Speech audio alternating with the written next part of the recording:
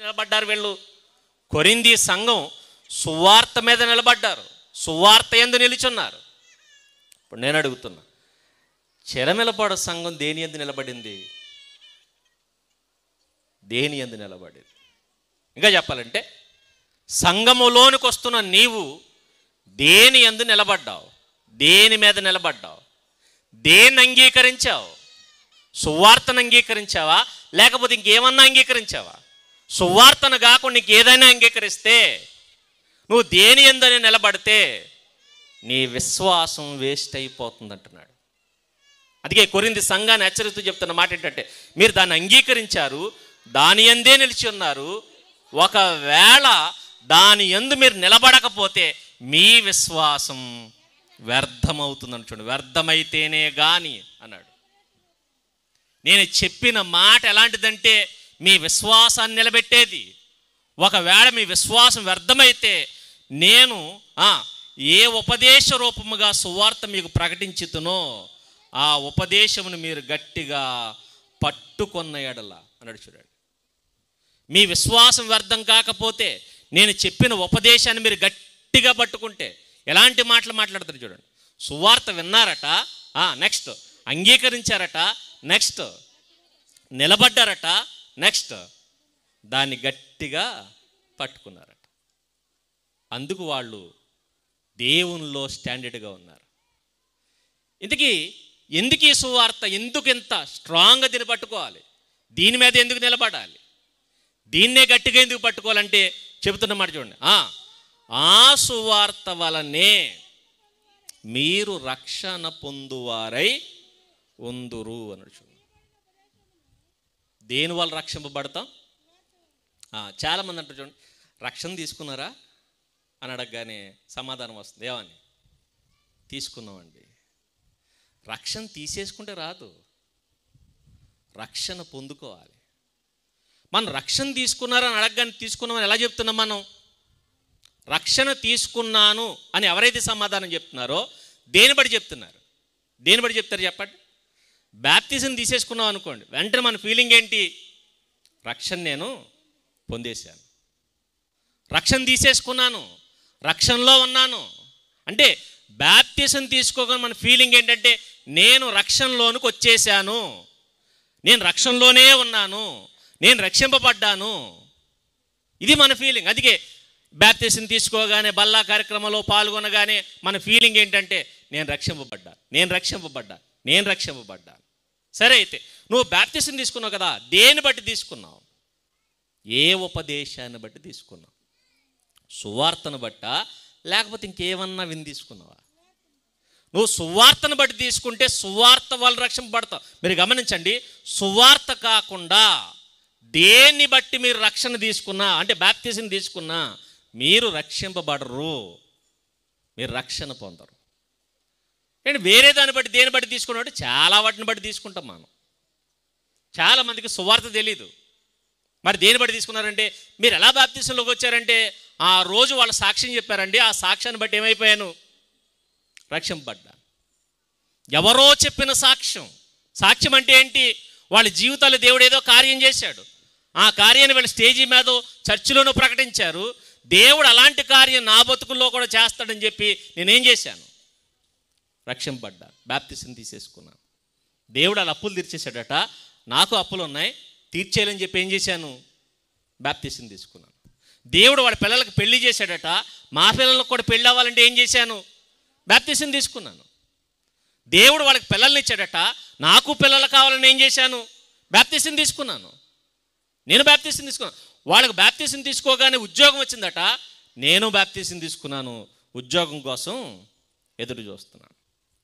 అంటే ఇలాంటి సాక్ష్యాలను బట్టి బాప్తిజం తీసుకునే వాళ్ళు ఉన్నారా లేరా? బోళ్ళంతమంది ఉన్నారు.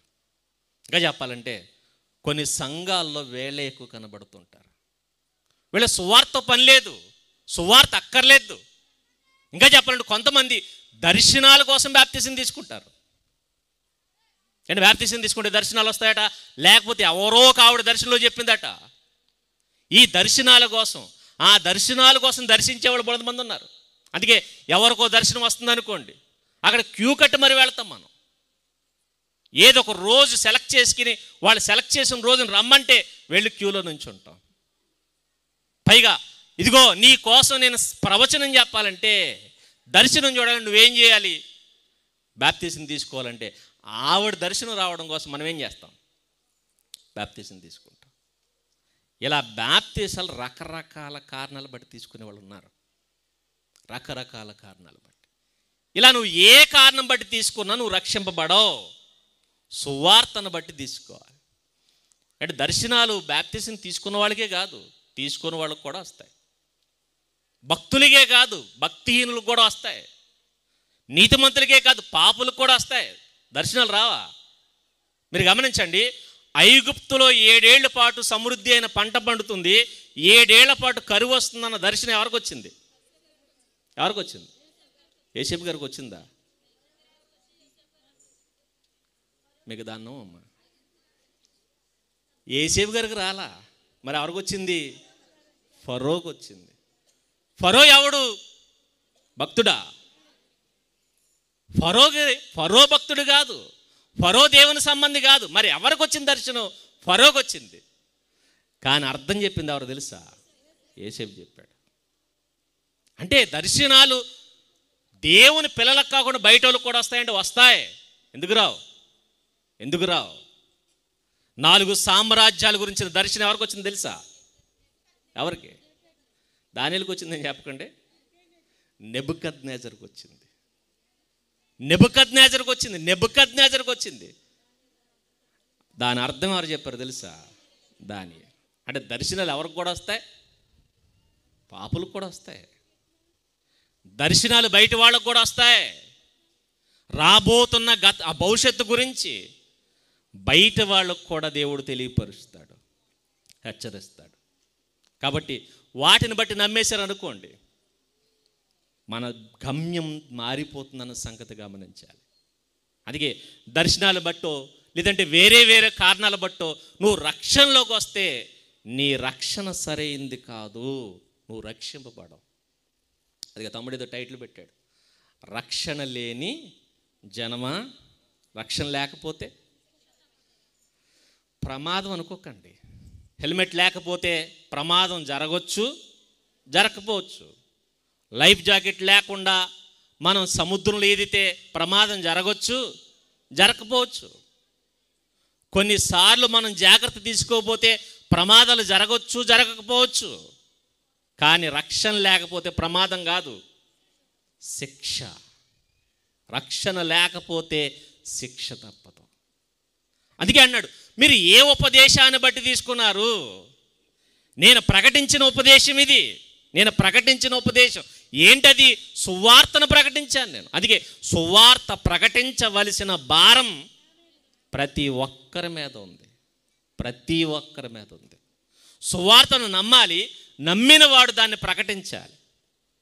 కాబట్టి సువార్త కోసం ప్రాణాలు ఇచ్చేశారు, సువార్త కోసం చచ్చిపోయారు. మరి అందుకే అపోస్తులు ఎందుకు చచ్చిపోయారు? సువార్త కోసం. ఆదిమ సంఘం ఎందుకు చంపబడింది? సువార్త కోసం. నేటికి చాలామంది ఎందుకు చచ్చిపోతున్నారు? సువార్త కోసం.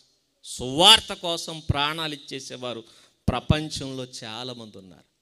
ఎందుకంటే సువార్త మీద నిలబడితే తల తెగిపోయినా సువార్తను విడిచిపెట్టి పక్కకి వెళ్ళడు. సువార్తను విడిచిపెట్టి పక్కకి వెళ్ళడు. సువార్త అలాంటిది. అది అన్నాడు, మీరు సువార్త మీద కట్టబడితే ఖచ్చితంగా రక్షింపబడతారు.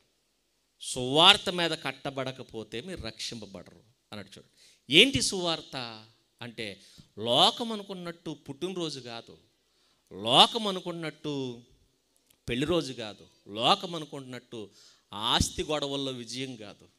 మరి ఏంటట సువార్త అంటే? చూడండి ఏమన్నాడు, నాకు ఇయ్యబడిన ఉపదేశము మొదట మీకు అప్పగించి తిని అదేమనగా లేఖనముల ప్రకారము క్రీస్తు మన పాపముల నిమిత్తము మృతి పొందాడట. యేసుక్రీస్తు చావు వార్త గురించి ఏమంటుంది సమాజం? యేసుక్రీస్తు సావు వార్త గురించి, ఇంకా చెప్పాలంటే చనిపోయిన రోజు గురించి సమాజంలో ఏం చెప్పబడుతుంది? ఏం చెప్పబడుతుంది? క్రైస్తవులు ఏం చెప్తున్నారు? సువార్త. మీరు గమనించండి, సంవత్సరంలో 53 వారాలు ఉంటాయి. సంవత్సరానికి 53 లేదా 52. ఒక సంవత్సరం 52 ఉంటాయి, ఒక సంవత్సరం 53 ఉంటాయి. 53 శుక్రవారాలు ఉంటాయి. కానీ 53 శుక్రవారాలు 52 శుక్రవారాలు మామూలు శుక్రవారాలట. ఒక శుక్రవారం మాత్రం ఏ శుక్రవారం?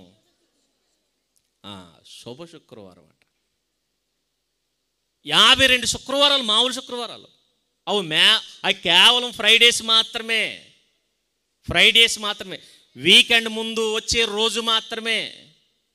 కానీ ఒక వారం చూశారు, ఆ వారం మాత్రం ఇది శుక్రవారం మాత్రమే కాదు, ఈ శుక్రవారం శుభ శుక్రవారం అని చెప్పారు.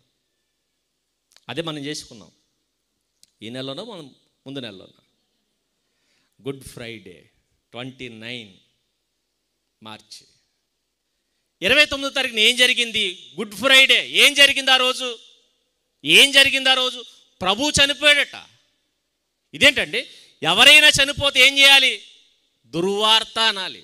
కానీ నాడు శిష్యులు దాన్ని ఏం చేశారు తెలుసా? సువార్తగా ప్రకటించారు. ఎవరైనా చనిపోతే ఆ రోజుని దుర్రోజుగా లేదా దుర్దినంగా మనం డిక్లేర్ చేసి పెట్టుకుంటాం. ఈరోజు చెడ్డ రోజు, ఈరోజు బ్లాక్ డే, ఈరోజు చాలా చీకటి దినం అని ఎలాగైతే పేరు పెట్టుకుంటామో, కానీ ప్రభువు చనిపోయిన రోజు చీకటి దినం కాదట. మరే రోజు? వెలుగు రోజు, శుభ శుక్రవారం అట. ఇదేంటండి? పోనీ చనిపోయిన ఆయన మంచోడా చెడ్డోడా? పోనీ ఒక రాక్షసుడు చచ్చిపోయాడు అనుకోండి, ఈరోజు మేలు జరిగింది అనుకోవచ్చు. కానీ చనిపోయింది ఎవరు? ప్రపంచ పేదల ఆకలి తీర్చినవాడు. ఇంకా చెప్పాలంటే ప్రపంచాన్ని కలిగించినవాడు చనిపోయాడు. ప్రపంచాన్ని కలిగించిన వాడు చనిపోతే ఇది దుర్దినం అని చెప్పాలి. కానీ ప్రపంచానికి వాడు చెప్పిన మాట ఏంటో తెలుసా? ఈరోజు శుభదినం. ఇదేంటంటే ప్రభువు చనిపోయిన రోజు శుభదినం అట. ఎలా శుభదినం అంటే శుభదినం అంతే. ఆ రోజు శుభం జరిగింది. ఎవరికి? దేవదూతలకు కాదు. ఆ రోజు శుభం జరిగింది దేవదూతలకు కాదు. ఆ రోజు శుభం జరిగింది పరలోకవాసులకు కాదు. ఆ రోజు శుభం జరిగింది ప్రకృతికి కాదు. ఆ రోజు చనిపోయినప్పుడు, ప్రభువు చనిపోయినప్పుడు సూర్యుడు అదృశ్యమైపోయాడు, చంద్రుడు కనబడకుండా వెళ్ళిపోయాడు, నక్షత్రాలు జాడ లేదు, కొండలు కూడా ఏమైపోయినాయట? బద్దలైపోయినాయట. భూమి గజగజ వణిగిపోయింది, ప్రకృతి మొత్తం గజగజ వణిగిపోయింది. అంటే ప్రకృతికి కాదు శుభం, పరలోకానికి కాదు శుభం, పశువులకు కాదు శుభం. మరి ఎవరికి శుభం? కేవలం ఒక మనిషికి మాత్రమే చనిపోవడం శుభం. ఆ రోజు ఎవరికైనా మంచి జరిగిందంటే ఆయన చనిపోవడం వల్ల మంచి జరిగింది, మనిషికి మంచి జరిగింది. ఆ మనిషికి మంచి జరిగిన ఆ రోజు గురించి సమాజానికి చెప్పడం ప్రారంభించారు. ఆ రోజు నుంచి చెప్పడం ప్రారంభించారు. ఇదిగో ఇది సువార్త. ఏంటి సువార్త? ఆయన చనిపోయాడు. ఇదేంటంటే ఆయన చావు వార్త నాకు ఎలా శుభవార్త అవుతుందంటే అవుద్ది. కొన్నిసార్లు డెడ్ న్యూస్లు కూడా గుడ్ న్యూస్లు అవుతాయి, కానీ కొంతమందికి అవుతాయి. ఎవరికి అవుతాయంటే, ఫర్ ఎగ్జాంపుల్ నాకు హార్ట్ ప్రాబ్లం వచ్చిందనుకోండి, గుండె మార్పిడి చేయాలి, గుండె పనిచేయడం మానేసింది. ఈ గుండె మార్పిడి చేయాలని చెప్పి డాక్టర్లు రిపోర్ట్ ఇచ్చారు. హాస్పిటల్ బెడ్ మీద పడుకుని ఉన్నాం. ఇప్పుడు నేను బతకాలంటే ఎవరొకరు గుండె దానం చేయాలి. ఏం చేయాలి? గుండె దానం చేస్తే నేను బతుకుతాను, గుండె దానం చేయకపోతే నేను బతకను. ఇప్పుడు ఏం చేయాలి? పోను గుండె ఎవరు దానం చేస్తారు? కిడ్నీలు అంటే పోను ఎవరొకరు దానం చేస్తారు, ఎందుకంటే 2 ఉంటాయి కాబట్టి. పోను కళ్ళు దానం చేయమంటే ఎవడొకడు దానం చేస్తాడు, రక్తం దానం చేయమంటే ఎవడైనా దానం చేస్తాడు. కానీ గుండె దానం చేయమని ఎవరిని అడుగుతాం? వెళ్ళి ఎవరిని అడుగుతాం? బాబు నీ గుండె అంటే ఎవడేస్తాడు? ఎవడెవడు? కానీ ఆ వ్యక్తిని బెడ్ మీద పడుకోబెట్టి డాక్టర్లు అంటారు, ఇదిగో ఎవరొకడు దొరికేంత వరకు నువ్వు ఇలా ఉండు. ఎవరు దొరకాలి? ఇప్పుడు ఎవరు దొరకాలి చెప్పండి? ఎవరొకరు చచ్చిపోవాలి. ఇప్పుడు ఎవరో యాక్సిడెంట్లో చచ్చిపోయారు. ఇప్పుడు డాక్టర్ గారు ఫోన్ చేస్తారు, ఇద్దరు ఏం ఫోన్ చేసామంటాడు తెలుసా? ఏమంటాడు చెప్పండి? Good news. ఏంటా గుడ్ న్యూస్? ఒక ఆయన యాక్సిడెంట్లో చచ్చిపోయాడు. ఇదేంటండి? ఆయన చనిపోవడం గుడ్ న్యూసా బ్యాడ్ న్యూసా? ఆయన కుటుంబానికి బ్యాడ్ న్యూస్, కానీ ఎవరు గుడ్ న్యూస్? నాకు గుడ్ న్యూస్. ఎందుకు తెలుసా? ఆయన గుండె నాకు పనిచేస్తుంది. అంటే నన్ను బతికించడానికి ఆయన గుండె పనిచేస్తుంది. ఇప్పుడు ఆయన చనిపోవడం వల్ల ఎవరు బతుకుతున్నారు? నేను బతుకుతున్నా. ఆయన చావు వల్ల ఎవరికి మేలు జరిగిందంటే నాకు మేలు జరుగుతుంది. ఇది ఎలాగైతే జరిగిందో ప్రభువు కూడా ఆయన చనిపోవడం వల్ల మనందరికీ మేలు జరిగిందట. ఎందుకో తెలుసా? ఆయన చనిపోలేదు, బలైపోయాడు. బలి అన్న మాట చిన్నది కాదు. ఇంకా చెప్పాలంటే బలి అన్న మాట ఊరకనే వాడం మనం. బలిని ఎప్పుడు వాడతాం తెలుసా? రే ఆడు బదులు వీడు బలైపోయాడు. ఆ పదం ఎప్పుడు వాడతాం చెప్పండి? వాడు తప్పు చేశాడు, కానీ వీడిని పట్టుకుని చంపేశారు. శిక్ష వీడికి పడింది, తప్పు వాడిది. తప్పు ఒకటి చేశాడు, శిక్ష ఇంకొకటి పడింది. అంటే శిక్ష పడిన వాడు తప్పించుకున్నాడు, తప్పు చేయని వాడు దొరికేశాడు. అప్పుడు అందుకే బలి అన్నమాట ఎప్పుడు వాడతాం తెలుసా? వాడు బదులు వీడు బలి అయిపోయాడు. నిజంగా మీరు గమనించండి, ఆ శుక్రవారం రోజున ఎవరు చచ్చిపోవాలి? మనం చచ్చిపోవాలి. ఆ శిలువ మీద చనిపోతున్న ఆ మరణం, భయంకరమైన చావు ఏదైతే ఉందో ఆ చావు నీది నాది. మనం చేసిన పాపాలకి అలా చావాలి. అంత భయంకరమైన చావు మనందరికీ రావాలి. అది మనుషుల కోసం విధింపబడినటువంటి శిక్ష, పాపానికి విధింపబడిన శిక్ష. ఆ శిక్షట ఆ రోజు పాపం చేసిన ప్రతి వాడికి పడాలి. కానీ ఆ రోజు మనిషి తప్పించుకున్నాడు. ఎవరు దొరికిపోయారు? యేసుక్రీస్తు దొరికిపోయాడు. అప్పటికి మీరు గమనించండి, ఆ 3 సిలువల్లో ఒక సిలువ ఎవరిదో తెలుసా? యేసుక్రీస్తుది కాదు, మరెవరిది? బరబ్బాది. ఆ బరబ్బ ఎవరు? బందిపోటు దొంగ, భయంకరమైన బందిపోటు దొంగ. వాడు తప్పించుకున్నాడు, ప్రభు బలైపోయాడు. ఎందుకు బలైపోయాడు తెలుసా? ఆ బందిపోటు దొంగల్లాంటి బతుకులు మనవి. మనం తప్పించడానికి ఆయన బలైపోయాడు. అందుకే ఆయన బలియాగం మనకి విముక్తి కలగజేసింది. ఇదేంటంటే ఆయన చనిపోతే నాకు రక్షణ ఏంటంటే రక్షణ అంతే. ఇదేంటంటే ఇదేం చట్టం అంటే అది చట్టం అంతే. అది దేవుడు రాసుకున్న చట్టం. చట్టాలు అలాగే ఉంటాయి, నీకు అర్థం కావు. మీరు గమనించండి, బస్సులో ప్రయాణం చేయడానికి ఏముండాలట? ఇదేంటి కాగితం ముక్కుంటే ప్రయాణం చేయడం ఏంటండి? ఆ కాగితం ముక్క లేకపోతే ఏంటట? శిక్ష, నేరం. కాగితం ఉంటే సేఫ్, కాగితం లేకపోతే నీకు శిక్షార్హుడు. ఇదేంటి ఈ కాగితం నన్ను రక్షించేదంటే? అవును.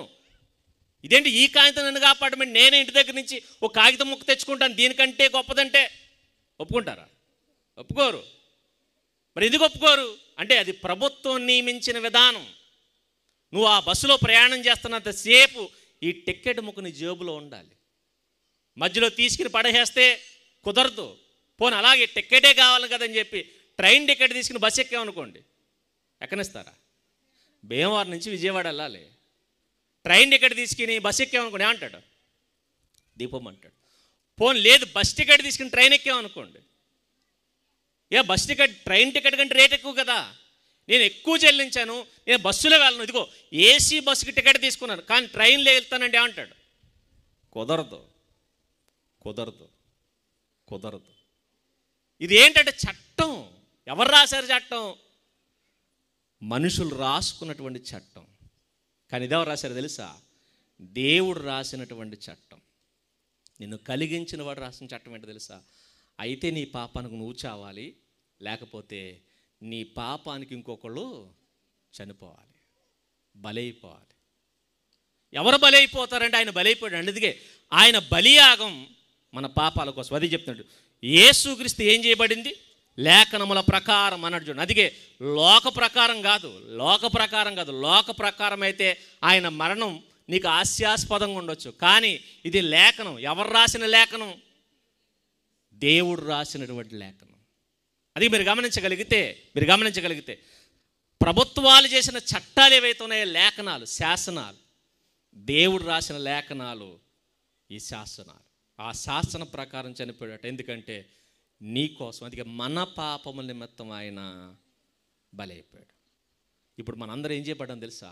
ఆ రోజు ఊపిరి తీసుకున్నారట అందరూ. అమ్మయ్యా, నేనేం చేయబడ్డాను? రక్షింపబడ్డాను. ఇప్పుడు ఇది నమ్మాలట. ఏమని నమ్మాలి? ఇదిగో నా పాపాల కోసం ఈయన బలైపోయాడు, ఇది నమ్మాలి. ఇది నమ్మాలి. ఆయన సమాధి చేయబడ్డాడు, ఇది నమ్మాలి. నెక్స్ట్ ఆయన 3వ దినాన్ని తిరిగి లేచాడు, ఇది నమ్మాలి. ఇది నమ్మాలి. రెండవది, దీన్ని చాలా గట్టిగా పట్టుకోవాలి. దీన్ని పట్టుకోవాలి. మనం దీన్ని పట్టుకుంటే చాలా క్షేమంగా ఉంటాం. దీన్ని పట్టుకోలేదా మీ విశ్వాసమే కదా, అసలు మీరు విశ్వాసులే కాదు. ఇంకా చెప్పాలంటే మీరు బ్యాప్టిజం తీసుకేసుకున్నామన్నా ఆయన ఒప్పుకోడు, మీరు తీసేసుకున్న ఒప్పుకోడు. ఈ సువార్తను కనుక మీరు నమ్మి గట్టిగా పట్టుకోకపోతే ఆయన ఎట్టి పరిస్థితులు అంగీకరించడం. కాబట్టి మీరు గమనించండి, ఈ విషయం గురించి మనం ఆలోచించుకుంటూ వెళ్తే ఇదే సువార్త యోహాను గారి దగ్గర నుంచి ప్రారంభమైంది. బాప్తిస్మం ఇచ్చే యోహాను గారి దగ్గర నుంచి పాపక్షమాపణ కోసం ఆయన సువార్తను ప్రకటిస్తూ అంటున్నాడు. చూడండి ఏమన్నాడు తెలుసా? పరలోక రాజ్యం సమీపించింది, మారు మనసు పొందండి అన్నాడు. మారు మనసు పొంది సువార్తను నమ్మండి. దేన్ని నమ్మాలి? సువార్తను నమ్మాలట. మారు మనసు పొంది నమ్మాలట. ఈ మాట ఆయన నోటి నుంచి ప్రకటింపబడ్డ మొదలుపెట్టింది. యోహాను గారు అరణ్యములో కేకలు వేసుకుంటూ, గుండెలు బాదుకుంటూ, రొమ్ము కొట్టుకుంటూ, అరుచుకుంటూ, ఏడుస్తూ ప్రకటించినటువంటి మాటలు ఏంటంటే, ఇదిగో పరలోకరాజ్యం సమీపించింది, రండి రండి. మీరు ఎప్పుడు గమనించండి, దేవుడు ఎప్పుడు ఇలాగే మాట్లాడుతూ ఉంటాడు. ఏంటో తెలుసా? నోవా గారి చేత ప్రకటన, ఓడ చేయబడింది, ఏం చేయండి? రండి. లోకములో ఉండకండి, ఎక్కడికి రండి? వాళ్ళలోకి రండి. ఇది మొదటిది. లోతు సందర్భంలో మనం చూడగలిగితే సొదొమలో ఉండకండి, బయటికి పొండి. ఈ గ్రామంలో ఉండదు, ఈ పట్టణంలో ఉండొద్దు, బయటికి పొండి, బయటికి పొండి.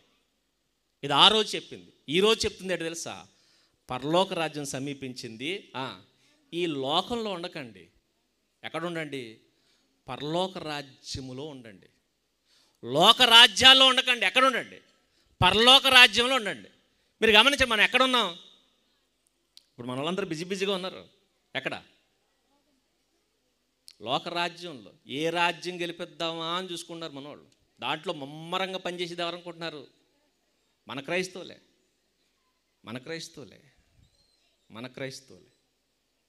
కొన్ని విషయాలు మాట్లాడితే బాగోదు కానీ ఏడుస్తారు, కానీ కొన్ని విషయాలు చెప్పాలి. ఏంటో తెలుసా? మన 14వ తారీఖుని, మన ఆదివారం ఏం జరిగింది తెలుసా అండి? ఏం జరిగింది? ఆ రోజు ఒక ఆయన జయంతి.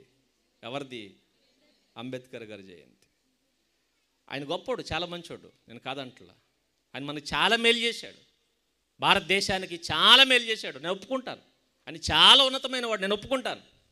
ఆయన గౌరవించాలి, సన్మానించాలి, ప్రేమించాలి, ఒప్పుకుంటాను. కానీ దేవుని కంటేనా? మీరు గమనించండి. మరి మీ గ్రామంలో ఏం జరిగిందో నాకు తెలియదు, కానీ నేను చూసిన గ్రామాల్లో ఏం జరిగిందో తెలుసా?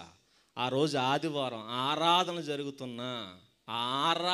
జరుగుతున్నా, బయట మైకులు వేసుకుని JBL బాక్సులు పెట్టుకుని డ్యాన్సులు వేసారు. ఎవరు తెలుసా? ఎవరు? మన క్రైస్తవులు. బాక్సులు పెట్టుకుని, JBL బాక్సులు పెట్టి సినిమా పాటలు పెట్టుకుని పక్కన ఆరాధన జరుగుతుంది. పక్కన మందిరాల ఆరాధన జరుగుతుంటే అక్కడ ఆర్గనైజింగ్ చేసింది ఎవరు తెలుసా? సంఘ పెద్దలు, చర్చిలో ఎల్డర్స్. వీళ్ళందరూ మళ్ళా ప్రాముఖ్యమైన పాత్ర వహించే వాళ్ళు. ఎక్కడున్నారు వీళ్ళు? ఆరాధనలో లేరు.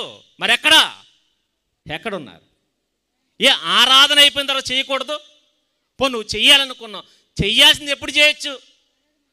మొదటి ప్రియారిటీ ఎవరికి ఇవ్వాలి చెప్పండి? మనం క్రైస్తవులుగా మొదటి ప్రియారిటీ ఎవరికి ఇవ్వాలి? నేను చెయ్యొద్దని చెప్పట్లా, చేయండి. ఎంత గొప్పగా చేస్తారో అంతకు మించి చేయండి, గౌరవించండి, అభిమానించండి.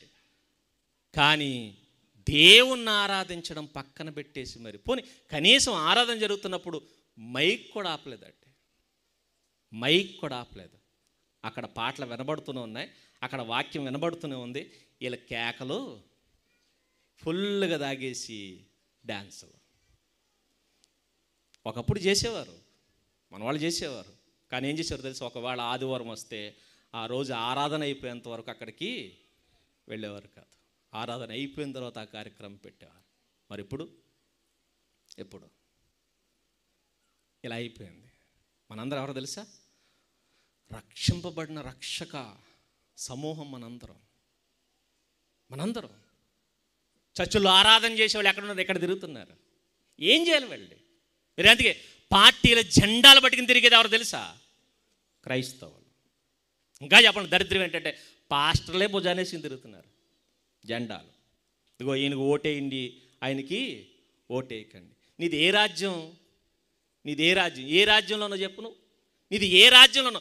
పరలోక రాజ్యం సమీపించింది, మీరు దానిలో ప్రవేశించండి అని నాడు యోహాను గారు ప్రారంభిస్తే ఎప్పటికీ చాలామంది రాలా. వచ్చామనుకున్నారు అంతే. వచ్చేసాం. ఏం తీసేసుకున్నాం? బాప్తిజం తీసేసుకున్నాం. కాబట్టి ఏమైపోయాం మేమందరం? రక్షణ వచ్చేసింది.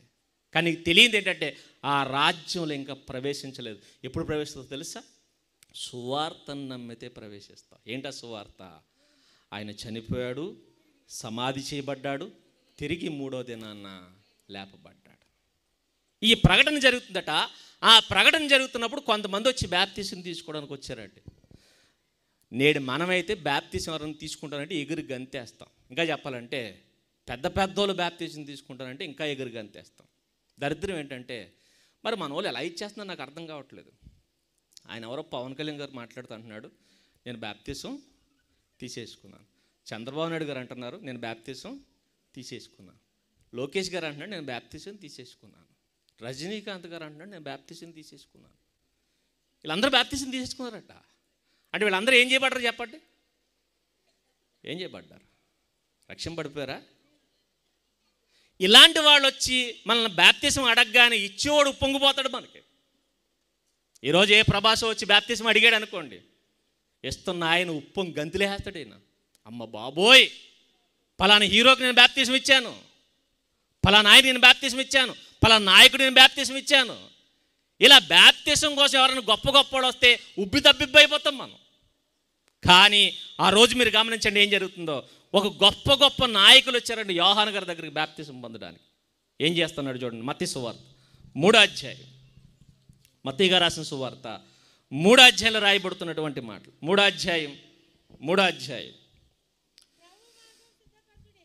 7వ వచనం నుంచి రాయబడుతున్న మాట. అతడు పరిసయ్యుల్లోను సద్దూకయ్యుల్లోను అనేకులు బాప్తిస్మం పొందవచ్చుట చూచి. పరిసయ్యులు సద్దూకయ్యులు అంటే సామాన్యులు అనుకోకండి. నాడు యోధ ఆ సమాజం ఏదైతే ఉందో ఆ సమాజాన్ని లీడ్ చేసే లీడర్స్ ఎవరంటే వీళ్ళే, నాయకులు ఎవరంటే వీళ్ళే. నాడు సద్దూకయ్యులు, పరిసయ్యులు, వీళ్ళే ప్రభుత్వాన్ని డీల్ చేసేది వీళ్ళే. ఇంకా చెప్పాలంటే ప్రభుత్వాలలో ఏ నిర్ణయాలు తీసుకోవాలో ఆ నిర్ణయాల గురించి కూడా చెప్పేవాళ్ళు వీళ్ళే. రాజులు కూడా వీళ్ళు వచ్చి సంప్రదిస్తారు. అందుకే మీరు గమనించండి, జ్ఞానులు వచ్చి హెరోద్ దగ్గరకు వచ్చి యూదుల రాజు ఎక్కడ అంటే వెంటనే సంప్రదించింది ఎవరిని తెలుసా? శాస్త్రులను, పరిసయ్యులను. అంటే రాజులు కూడా ఎవరి దగ్గర పరిగెట్టుకు వస్తారు? వీళ్ళ దగ్గరికే. అలాంటి స్టేటస్లో ఉన్న వాళ్ళందరూ, అలాంటి క్యాడర్లో ఉన్న వాళ్ళందరూ, అలాంటి వాళ్ళు వచ్చట బాప్తిస్మం ఇవ్వండి అని అడిగారు. బాప్తిస్మం పొందడానికి వచ్చారట. ఏమంటున్నాడు? సద్దుకాయల్లోను పరిసయ్యులు అనేకులు బాప్తిస్మం పొందవచ్చుడు చూచి. చూడండి అన్నమాట ఏమన్నాడు? ఈ మాట మన వాళ్ళు నోటట వస్తుందండి. ఈ పలంగా ఏ రాజకీయ నాయకుడిని వచ్చారనుకోండి, మీరే మైకిలాగేసుకుంటారు నా దగ్గర నుంచి. అర్జెంటుగా ఎవరికి ఇవ్వండి? మా నాయకుడికి ఇవ్వండి. ఒప్పుకోము మేము,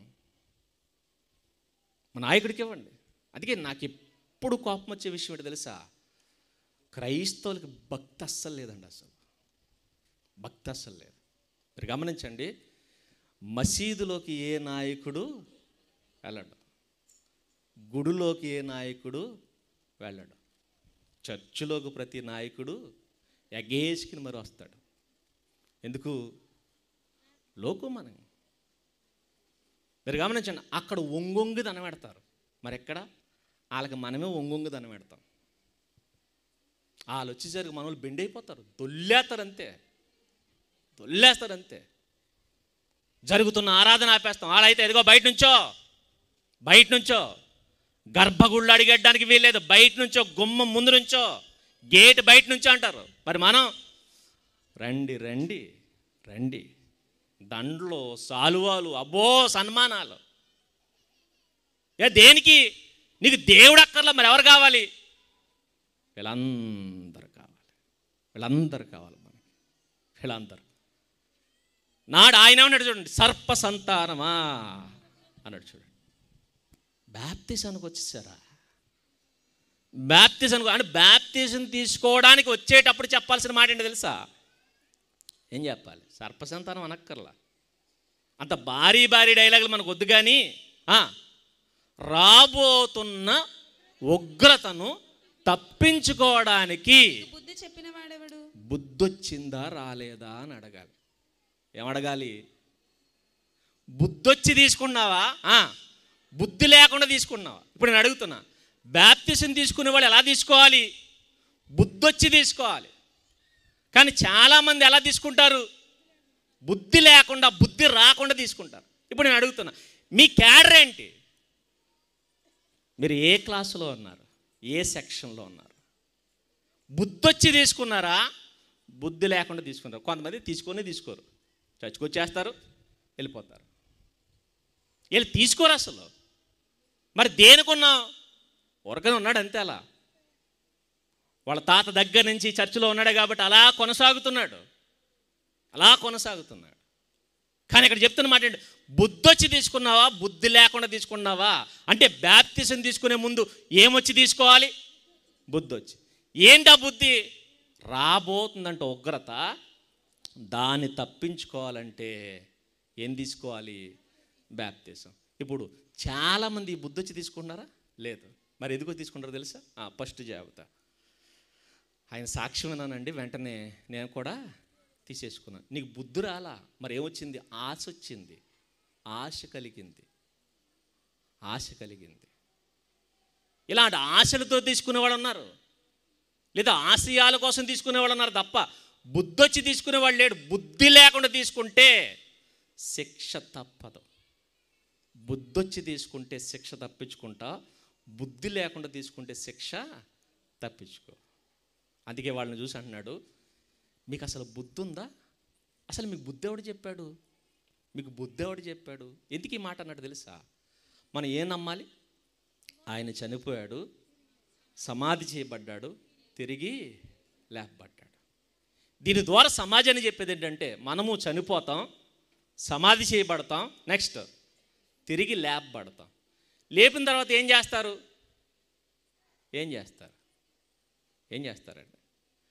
ఏం చేయడం అంటే మళ్ళీ పెళ్లి చేస్తారనుకోకండి. మళ్ళీ పెళ్ళి ఎవడ చేయడు నీకు. మరి ఏం చేస్తారు? మళ్ళీ పుట్టినరోజు చేస్తారు అనుకోకండి. మరి ఏం చేస్తారు? తీర్పు తీరుస్తాడు. నువ్వు ఏ రోజైతే చనిపోయావో, సమాధి చేయబడ్డావో, నీకు ఇంకో రోజు ఉంది. తిరిగి లేపిన తర్వాత ఏం చేస్తాడు తెలుసా? తీర్పు ఉంది. ఆ తీర్పు ఏంటంటే, నువ్వు మంచోడివైతే మంచి తీర్పు, చెడ్డోడివైతే శిక్ష తప్పదు. ఈ రాబోతున్న ప్రమాదం భూమి మీద బతకుండగా కాదు, మరి ఎప్పుడు? చనిపోయి తిరిగి లేచిన తర్వాత ఏముంది? ప్రమాదం ఉంది. రాబోతున్న ఉగ్రత, అది ఉగ్రత. భూమి మీద ఉగ్రత కాదు, జస్ట్ విపత్తు అంతే. భూమి మీద ఏదొచ్చినా, భూకంపం వచ్చిందా విపత్తు, తుఫాన్ వచ్చిందా విపత్తు, ఏమొచ్చినా విపత్తు.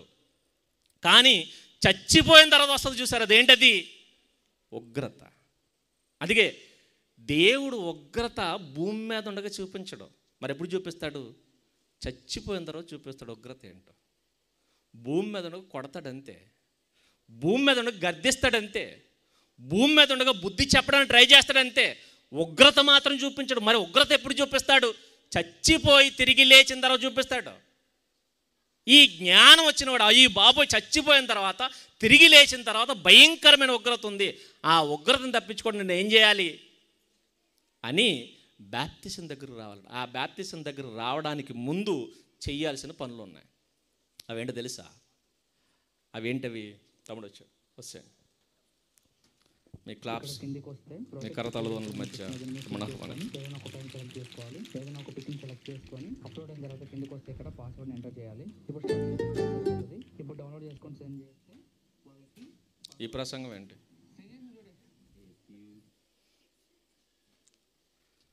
రైట్, అంటే 2 ప్రసంగాలు అన్నారు, 3 వస్తుంది. చెప్తున్నాను, నాకు దరిద్రం ఉంది, మధ్యలో కట్ అవుతుంది, మర్చిపోతాను, మళ్ళీ మొదలుకెళ్ళి రావాలి. మీరు చెప్తే ఎక్కడి నుంచి స్టార్ట్ అవుద్ది, లేదంటే మళ్ళీ మొదలుకి వెళ్తాను. చనిపోయిన తర్వాత ఏముంది? తీర్పు ఉంది. ఈ తీర్పును తప్పించుకోవడానికి ఏం చేయాలి? బాప్తిసం. అందుకే ఆయన అన్నాడు చూడండి, మారు మనసు పొంది. అందుకే బాప్తిసానికి ముందట నాడున్న సమాజం అంతా పనిచేస్తుందట. ఏంటా పని అంటే రాయబడుతున్నమాట. ఆరోచన తమ పాపమును ఒప్పుకొనుచు అన్నాడు చూడండి.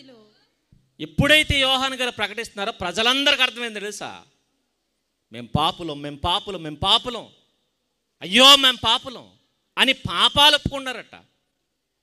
మీరు గమనించండి, ఈరోజు ఆ సిస్టమ్ లేదు, కానీ ఒకవేళ ఈ సిస్టమ్ పెడితే మనలో చాలామంది బాప్తిసం తీసుకో. మీరు ఏ పాపాలు చేశారో ఆ పాపాలని ఈ స్టేజ్ మీద చెప్పండి, తర్వాత మీకు బాప్తిసం ఇస్తాం అన్నాం అనుకోండి, ఏం చేస్తాం? బాప్తిసం మానేస్తాం మనం. ఎందుకంటే అలాంటి నీచమైన పాపాలన్నీ చేసి ఉంటాం మనం. మన పాపాలు మనం చెప్పుకోవడానికి కూడా సిగ్గుచేటు, చెప్పుకోలేం మనం. అలాంటి భయంకరమైన పాపం మీరు గమనించండి. ఒకవేళ ఒక్కసారి మీ మనసు పెట్టి ఒకవేళ నువ్వు చేసిన పాపాలు బయటికి చెప్పమంటే చెప్పగలమా? ఎవరైనా సరే చెప్పడానికి సిగ్గుతో చేస్తాం మనం. అలాంటి భయంకరమైన పాపాలు చేసాం, అలాంటి భయంకరమైన పాపాలు. కానీ ఆ రోజు ఆ వార్త వినగానే అందరూ వచ్చి గుండెలు బాతుకుంటూ ఒప్పుకున్నారట, అయ్యో నేను పాపిని. ఇప్పుడు ఈ 2 పెద్దోళ్ళు వచ్చేసారు. ఎవరు? పరిసయ్యులు, సద్దూకయ్యులు. ఇప్పుడు పరిసయ్యుల దగ్గరికి వెళ్ళి, ఒరే నువ్వు పాపువా అని అడిగారు అనుకోండి. యోహాను గారు నువ్వు పాపువా అంటే ఏమంటాడు తెలుసా? నే పాపనేటి. పరిసయ్యుల ఫీలింగ్ ఏంటి తెలుసా? ప్రపంచంలో మా అంత నీతిమంతులు ఎవరో లేరు. ఇంకా చెప్పాలంటే నీతి అనే దానికి నిదర్శనం మేమే, నిలువెత్తు సాక్ష్యం మేమే. పరిసయ్యుల ఫీలింగ్ ఏంటంటే ప్రపంచంలో మేమే నీతిమంతులం. అదిగే తమ్మును తాము వారు ఏమనుకుంటారు తెలుసా? నీతిమంతులం అనుకుంటారట. ఈ నీతిమంతుడు అనుకునేవాడు ఎక్కడికి వచ్చాడు? ఇప్పుడు బాప్తిసం దగ్గరికి వచ్చాడు. ఇప్పుడు నువ్వు పాపు అని ఒప్పుకోనప్పుడు నీకు బాప్తిసం ఎందుకు? నువ్వు పాపు అని ఒప్పుకోవాలి. అందుకే ఎవడైనా సరే ప్రపంచంలో ఉన్న ప్రతి వాడు పాపే. కొంతమందికి ఈ మాట అంటే ఒప్పుకోరు. మేము పాపులం ఏంటి? ఎందుకంటే ఇటు దొరకలేదు ఇటు, అందుకే ఇలాంటి కౌరులు చెప్తాడు. మేము పాపులం కాదు. అందుకే ఈ మాట అంటే మేము పాపులం ఏంటి, మేము పరిశుద్ధులు అన్నారు. నువ్వు పరిశుద్ధుడువా? నీ బతుకి ఎవరికి తెలియదు కాబట్టి పరిశుద్ధుడిగా ముసుగేసుకు తిరుగుతున్నావు. కానీ ఆనాడు కూడా పరిశీలి చేసేవన్నీ పాపాలు, కానీ పైకి ముసుగేంటి తెలుసా? నీతిమంతులమని ముసుగేసుకు తిరుగుతున్నారు. వీళ్ళని చూసి అంటున్నాడు, మీరు సర్ప సంతానం. ఇక 2వ కేటగిరీ అంటే తెలుసా అండి? సద్దూకాయలు జాతి ఏంటంటే సద్దూకాయలు పునరుద్ధానం ఉందని నమ్మరు. 22వ అధ్యాయం మత్తయి రాసిన సువార్త 22వ అధ్యాయం 23వ వచనం. పునరుద్ధానము లేదని చెప్పాడు సద్దూకాయలు. ఆ దినమున ఆయన యొద్దకు వచ్చి. సద్దూకాయలు ఏం చెప్తారట? పునరుద్ధానము లేదు, అంటే చచ్చిపోయిన మనిషి మళ్ళా తిరిగి లేవడు. ఇటు నుంచి ఎలాగే గాల్లో కలిసిపోతాడు, ఇటు నుంచి ఎలాగే మాయమైపోతాడు. చచ్చిపోయిన మనిషి తిరిగి లేవడు. అందుకే పునరుద్ధానం లేదని చెప్తారట. పునరుద్ధానం నమ్మరు వీళ్ళు. మరి నమ్మనోడు ఎక్కడికి వచ్చాడు? బాప్తిసం దగ్గర. ఇప్పుడు నేను అడుగుతున్నా, మీరు ఎందుకు తీసుకున్నారు? పునరుద్ధానం నమ్మి తీసుకున్నారా, నమ్మకుండా తీసుకున్నారా? నమ్మి తీసుకుంటే పాపం చేయరు. ఎందుకో తెలుసా? రేపన్న రోజున మనల్ని ఏం చేస్తాడు? దేవుడు తిరిగి లేపుతాడు. లేపి మన ప్రతి రహస్య పాపనట ఆయన ముఖ ఆ వెలుగు ఏదైతే ఉందో ఆ వెలుగులో బయలుపరుస్తాడట. ఇదిగో ఆ రోజు నువ్వు ఈ పాపం చేసావు, పునరుద్ధానం నమ్మినవాడు భయపడతాడు. పునరుద్ధానం నమ్మినవాడు గజగజ వణుకుపోతాడు. ఎందుకంటే రేపు పొద్దున్న నేను ఒకరు ముందు నిలబడాలి. తప్పు చేయడానికి ఎందుకు చేస్తాను తెలుసా అండి? కోర్టులో నిలబడాలన్న భయం మనకి. అందుకే తప్పు చేయడానికి ఆలోచిస్తాం. ఒకను కొట్టాలన్నా ఎందుకు ఆలోచిస్తారు తెలుసా? కొడితే తీసుకెళ్ళి ఎక్కడ పెడతారు? జైల్లో పెడతారు. జైలుకు భయపడిన వాడు కొట్టడానికి ఆలోచిస్తాడు. అలాగే పునరుద్ధానం నమ్మితే రేపొద్దున దేవుని ముందు నిలబడాలి. దేవుని ముందు నిలబడితే తప్పించుకోగలమా? కోర్టు ముందు నిలబడినా తప్పించుకోవచ్చేమో. దేవుని ముందు నిలబడితే తప్పు చేసి తప్పించుకునే ధైర్యం ఎవరికైనా ఉందా? అందుకే పునరుద్ధానం నమ్మిన వాడు పాపం చేయడు, పాపం జోలికి వెళ్ళడు. అలా స్టాండర్డ్గా నిలబడిపోతాడు, అలా స్టాండర్డ్గా. అది మీరు గమనించండి. ఆ పునరుద్ధానం నమ్మారు కాబట్టి అపోస్తలులు పాపము జోలికి వెళ్లకుండా అలా స్టాండర్డ్గా నిలబడిపోయారు. అలా మనలంటోలే. మీరు గమనించగలిగితే ప్రారంభంలో క్రీస్తును సిలువ వేస్తున్నప్పుడు స్త్రీలందరూ వెంబడించారండి. పారిపోయిన వాళ్ళు ఎవరో తెలుసా? ఎవరు పారిపోయి? మీరు ఎప్పుడు నేను అడుగుతున్నా, స్త్రీలు ధైర్యవంతులా, పురుషులు ధైర్యవంతులా? ఈ మాట మీకోసమే, ధైర్యంగా చెప్పండి, పర్లేదు. శిష్యుల కంటే ఎవరు ధైర్యవంతులు అప్పుడు? స్త్రీలు. పారిపోయినటువంటి పిరుకులు ఎవరు తెలుసా? శిష్యులు. ఒకే ఒక్కడండి సిలువ ముందు నిలబడ్డాడు, యోహాను. కానీ ఆయన తిరిగి లేచిన తర్వాత ఏ శిష్యులైతే పారిపోయారో ఆ శిష్యులందరికీ ధైర్యం వచ్చేసింది. ఒకప్పుడు పారిపోయారు. ఆయన సిలువ వేస్తాడే మమ్మల్ని కూడా చంపేస్తారేమన్న భయం. చావంటి వేళకి భయమే మనలాగా. చావంటి ఎవడికి భయం లేదు చెప్పండి? చావంటి ప్రతి వాడికి భయమే, వాళ్ళకి భయమే. చంపేస్తారేమన్న భయంతో పారిపోయారు. కానీ ఎప్పుడైతే పునరుద్ధానాన్ని చూశారో, చూసిన తర్వాత ధైర్యం వచ్చేసింది. ధైర్యం వచ్చి అంటున్నారు, మేము కన్న వాటిని విన్న వాటిని చెప్పకుండా ఉండలేం. రే, సువార్త చెబితే చంపేస్తామంటే చంపేసుకో, ఎలా పడితే అలా చంపేసుకో.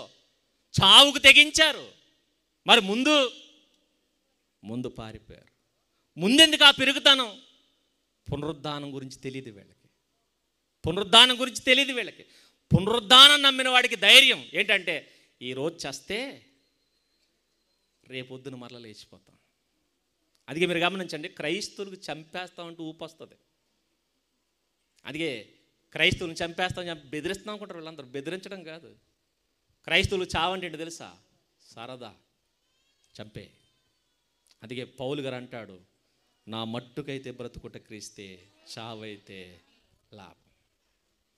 కానీ దరిద్రం ఏంటంటే ఎప్పటికీ క్రైస్తవులకు చావంటే భయం, ఎప్పటికీ క్రైస్తవులకి సమాధులు అంటే భయం, ఎప్పటికీ క్రైస్తవులకి శవం అంటే భయం, ఎప్పటికీ క్రైస్తవులకి ఈ లోకం అంటే ప్రేమ తప్ప దేవుడు అంటే మాత్రం భక్తి లేదు. ఎందుకు? మనం సువార్త వినలేదు, సువార్తని నమ్మలేదు. ఒకవేళ సువార్త విన్నా, దాన్ని నమ్మినా, దాన్ని గట్టిగా పట్టుకోలేదు. అందుకే మనకు భయం. ఎందుకు మన జీవితాల్లో మాటికి పడిపోతాం తెలుసా? నువ్వు సువార్తను నమ్మలేదు. పునరుద్ధానపు శక్తిని చూస్తే మనం తప్పు చేయం. అందుకే అలా అంటారు, మేము సిలువ వేయబడిన క్రీస్తుని ప్రకటిస్తున్నాం. రెండవది, మేము పునరుద్ధానుడైన క్రీస్తుని ప్రకటిస్తున్నాం. ఆయన చనిపోయాడు, సమాధి చేయబడ్డాడు, తిరిగి లేచాడు. మనము చనిపోతాం, సమాధి చేయబడతాం, తిరిగి లేస్తాం. కానీ రక్షణ లేకుండా, ఎలాంటి రక్షణ అంటే, ముందు బాప్తిసానికి ముందు పశ్చాత్తాపడాలి. నేను పాపినని ఒప్పుకోవాలి. ఒప్పుకున్నాడు అర్థం ఏంటో తెలుసా అండి? పశ్చాత్తాపడ్డాడు మళ్ళీ ఇంకోసారి ఆ తప్పు చేయడు. అయ్యో తప్పు అయిపోయింది, పశ్చాత్తాపడ్డాడు. చూడండి, ఈ ఒక్కసారికి నన్ను క్షమించి నేను ఇంకెప్పుడు ఈ తప్పు చేయనంటాడు. ఇది పశ్చాత్తాపం. ఫస్ట్ పశ్చాత్తాపడాలి. రెండవది మారు మనసు పొందాలి. మూడవది బాప్తిజం తీసుకోవాలి. నాలుగవది మారు మనసుకు తగిన ఫలం ఫలించాలి. ఈ 4 పునరుద్ధానం లేదా సువార్తను నమ్మిన వాడు చేస్తాడు. సువార్తను నమ్మని వాడు వీటిలో ఏదో ఒకటి చేస్తాడు. మనకి ఈజీగా ఉండేది ఏంటంటే బాప్తిజం. అందుకే బాప్తిజం తీసుకుని రొట్టె బల్ల తీసేసుకుంటాం, ఆ రొట్టె ద్రాక్షరసం తీసేసుకుంటాం. అది ఈజీగా ఉంటుంది కాబట్టి తీసేసుకుని మేము అనుకున్నాం, నేను రక్షణ పొందేశాను. కానీ ఆయన అంటాడు, మీరు రక్షింపబడలేదు. సువార్తను నమ్మి పౌలు గారు అన్నాడు, మీరు దాన్ని అంగీకరించారు, మీరు దాని మీదే నిలబడ్డారు, మీరు దాన్ని గట్టిగా పట్టుకున్నారు. మీ విశ్వాసం వ్యర్థం కాకుండా చూసుకోండి. ఒకవేళ దీన్ని వదిలేశారా మీ విశ్వాసం వ్యర్థం. కాబట్టి ఏది నమ్మారో, మీరు రక్షింపబడ్డారో రక్షింపబడలేదో చూసుకోండి. మరలా ఆ సువార్త వల్లనే మీరు రక్షణ పొందువారై ఉందురు. సువార్త వల్లనే రక్షింపబడతాం, సువార్త మీదే నిలబడతాం. కాబట్టి అలాంటి రక్షణ మనందరికీ అనుగ్రహించాలి. ఆ రాబోతున్న ఉగ్రత నుంచి మనం తప్పించుకోవాలి. ఎందుకంటే ఆ ఉగ్రత గురించి ప్రత్యేకంగా నేను చెప్పాల్సిన అవసరం మీకు లేదు, మీకు అందరికీ తెలుసు అనుకుంటున్నాను. తెలుసుకోవాలి, ఎందుకంటే వెనకాల ముఖ్య ప్రసంగం ఉంది కాబట్టి ముగించుకుందాం. కళ్ళు మూసుకోండి, ప్రార్థన చేసుకుందాం. దయగలిగిన దేవా, ఉన్నతమైన మీ ప్రేమను బట్టి మాకు ఇచ్చినటువంటి గొప్ప ధన్యత తండ్రి, ఈ ధన్యతను బట్టి కృతజ్ఞత ఆస్తులు చెల్లిస్తున్నాం తండ్రి. మిగిలిన కార్యక్రమం కూడా మీ చేతులకు అప్పగించుకున్నాం, జయకరంగా జరిగించమని కోరుకుంటున్నాం తండ్రి. మీ కృపలో తండ్రి వెనక మాట్లాడబోతున్న తమ్ముడు కూడా బలపరిచి వాడుకున్నామని క్రీస్తు నామములో ప్రార్థిస్తున్నాము తండ్రి. ఆమేన్.